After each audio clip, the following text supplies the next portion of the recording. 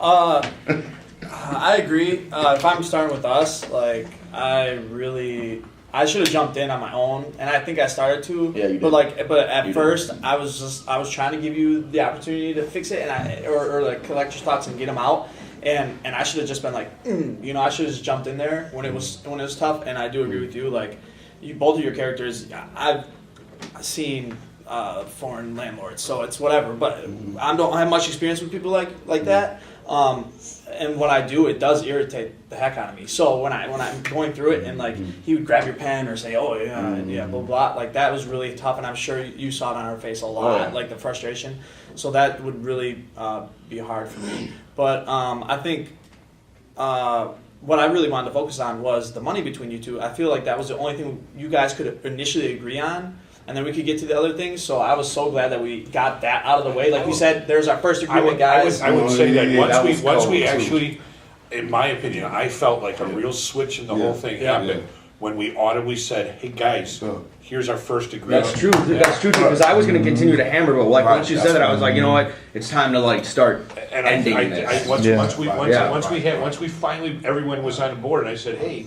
And I think the other thing that worked well for me, and I don't know how you guys feel, I'd love to hear you, is when I kind of twisted it and I said, you guys need to help me, and made it a team effort. Yeah. Where it wasn't the disputants versus the negotiators, the mediators, where it was all of us are working together. I think that's what David was saying earlier, were you? It seemed like it got much more fluid. Yeah. You know, and I don't like to use buzzwords like that, but it seemed like we all kind of jumped on board. But whereas before we had 4 different people kind of poking around. I want to make sure I wasn't leading you guys though, because I said, do you guys feel that this would have happened if you had the money? Do you feel it would have happened if he had signed it? You had the money to give to him. Do you think it would happen again? I don't. No, I because hope I looked at it. I looked at it as like you guys, like for you guys, you were looking at the money aspect. For me, it was respect.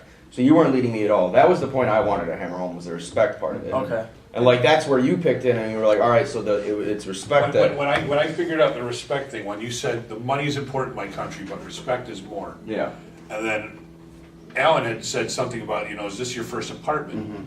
So then I asked, where did you live? And as soon as you said your mom, the one thing that that was a nice move. Almost everyone universally has respect for mom. Yeah. And what I know is, you don't fuck with mom. Oh, let's get speaking from a woman's perspective. What's up? Alright, well, first off, you did amazing dealing with Jenny. I would have slapped Jenny a couple times, and I can't believe you agreed to anything. You did fantastic playing Jenny. A couple things, like I think you handled a lot of situations, and I could tell he was baiting you. There's a lot of like, and she even like, oh, are you on my side? Like, don't you think that's messed up? And you kind of like found ways to avoid it, which I thought was really good. Some points, I thought when it got into them telling their stories, like right away when Jenny kind of interrupted her, and same thing with poor Mark. Like I felt like he didn't get really a chance to explain his side of the story at all. And that's probably not your fault because Jenny right away jumped in on it. But I felt like maybe let him It was tough because I tried to set up. Hey, we're going to take timeouts. Yeah. I tried to set that up in the introduction, in the ground rules. We should have really hammered home our ground rules. We should have said, like, our introduction could have been like, guys, we really need to focus on a resolution, a mutual agreement, respect. First and foremost, don't speak when the other person's. We should have just said, please don't speak when the other person is speaking. I think setting ground rules. I think setting ground rules in much more firm and concrete fashion. Yep. Not only in this incident, but probably in most negotiations, would probably have alleviated some of this problem. Because when I was going timeout. Yeah, and we could have even asked them, can we all agree to please let the person talk, don't interrupt them. Do you agree to this? Do you agree with that? Do you think we could have done that? Because I think if we had set more concrete ground rules, I think we were very, very touchy-feely about our ground rules. And I think if you set up more concrete, and that doesn't mean you have to be firm or I mean, what's the word? Stern. No, but I think you say, hey guys, we've both agreed to be here. This is an organized mediation. Here are the rules for this organized mediation. These are the ground rules. You know what? And I think, and then you say, do you guys understand and agree? Yes? Great, let's move forward. Let's go. How are we doing on time, by the way? 52, so Oh, keep going. Okay. Yeah. What? Yeah, because I mean, It only went that long? All right. I thought there was a great moment with Alan, and it was probably the second time you talked. It was like 15 minutes into it. You made a comment like, and asked Mark like, "Do you understand what welfare is like?" And then you went to Jenny and was like, "Could you explain to him what being on welfare is like?" And then I thought it was a great kind of moment where Jenny was starting to calm down and like, "All right, this is why I'm on like it's welfare helps people with this situation. This helps me." And I thought that was great that you came in and actually asked that question because at that point.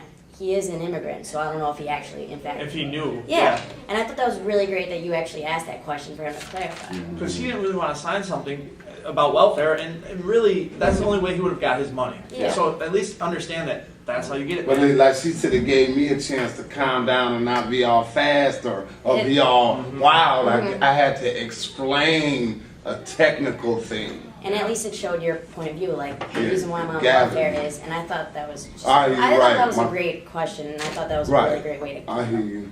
And then I guess one of my main things at the end was, I don't know if I agreed with you when you said, I think we figured this all out, because looking at body language, she looked excited. Mark looked I felt like he kind of got screwed out, and this is probably all because of Jenny. But like his concept of respect, because I feel like we really didn't get to go into, like I know we acknowledged it a little bit, but I feel like, I don't know, were you satisfied with that concept? Like, did you feel respect at the end or gained respect? Honestly, I think the whole phone call thing was ridiculous. Like, I understood like that he was in character and everything, but in like all reality, if we were hammering out an agreement, and then you're like, yeah, go ahead and talk to the phone. She's like, I'm gonna go out and do this. I'm gonna spend this. Let's get Hennessy. Like that, I would have walked out of the room with that fucking Yeah, phone. maybe- I would have been like, you know what, this is done. Maybe a part of our ground rules would say, guys, we're turning off all cell phones. I'll be honest, the reason I said that is so she'd leave me alone. Yeah. And yes, Okay. honestly, I think you handled it a lot better, because I think, especially you, I would have walked out of the room as soon as like, hey, I'm trying here, and Jenny would say, oh, I'm trying, and then she would go interrupt, and I'll be like, I would maybe acknowledge, like, you said you came here to try, yet you won't even allow him the opportunity to speak, like, we're here to like work together. That would have And fired like, her up. you contradicted yourself a bit at times, and I'm surprised you guys didn't call him out for it. What? You at one point said, I'm a single mom with 3 kids, but I was like, you mentioned earlier you had a man, that you're married. I was like, you're not a single mom. It's not that hard. If you read the script, Yeah, I didn't read the script you at read all. the script, they're estranged. Dad pops in when he needs money, needs a place to stay. Because I guess I would, for me, that was And really she confusing. said at one point, kept- she said he's a bum. Yeah, and I said, I take care of him. The one thing I That's think why I was was confused. You're important. like, always bum, I take care of him. But then you're like, oh yeah, my husband's there all the time. Yeah, we fight him Yeah, now. 'cause we But then you're trying to like, but I'm a reconcile single mom. for I'm the like, kid. I thought you're married. No, we trying to reconcile for the kids. We together, but we're apart. But we feel that the kids deserve not a broken home. They deserve, 2 parents.